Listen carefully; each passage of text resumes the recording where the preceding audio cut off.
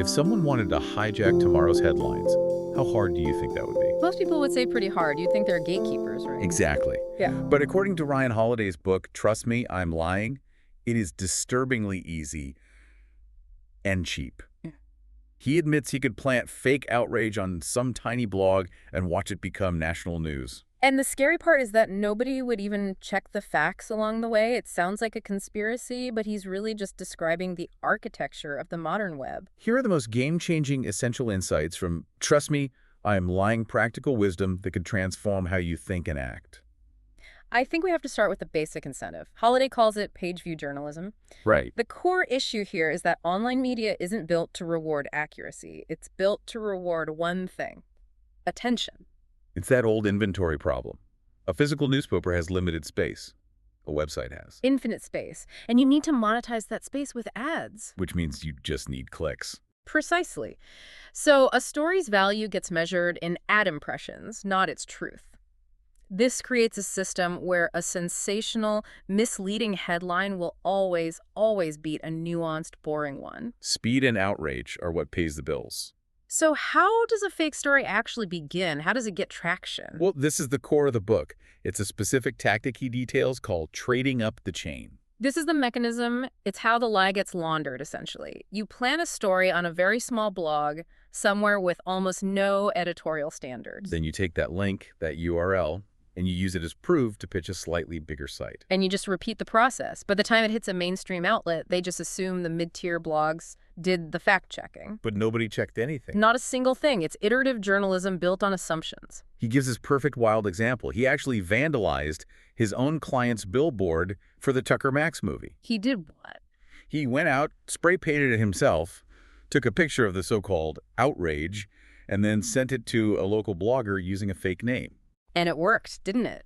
He rode that completely manufactured controversy all the way to national television. The completely staged event, treated like it was breaking news. Which really makes you question the people writing these stories. I mean, we think of them as journalists. But Holiday's point is that the reality is very different. This gets into the psychology of the blogger. Right. He argues that many of them are just underpaid, they're overworked, and they are absolutely desperate for scoops to meet these insane publishing quotas. Which makes them so vulnerable to manipulation.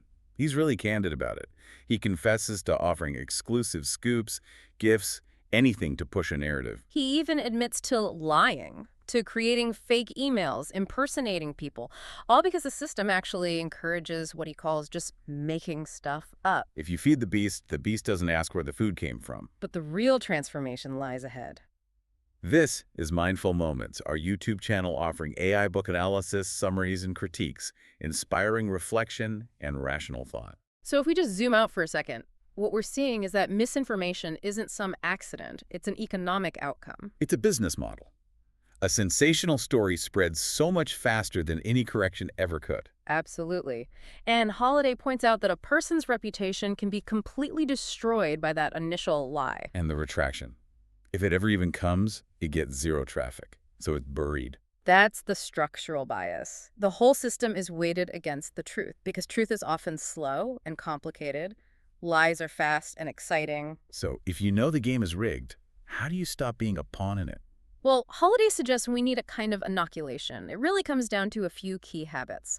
First, always try to trace a story back to its original source. If it's starting on some fringe blog you've never heard of. Be skeptical immediately. Second, watch for what he calls weasel words. Things like sources say, rumors suggest, or it is being reported. Which basically means we haven't verified this. Exactly.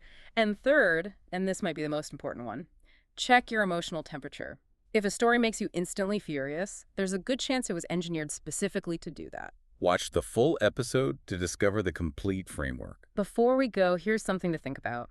Holiday wrote this book about the blogosphere. But what happens now when AI can generate these fake stories instantly and at a massive scale?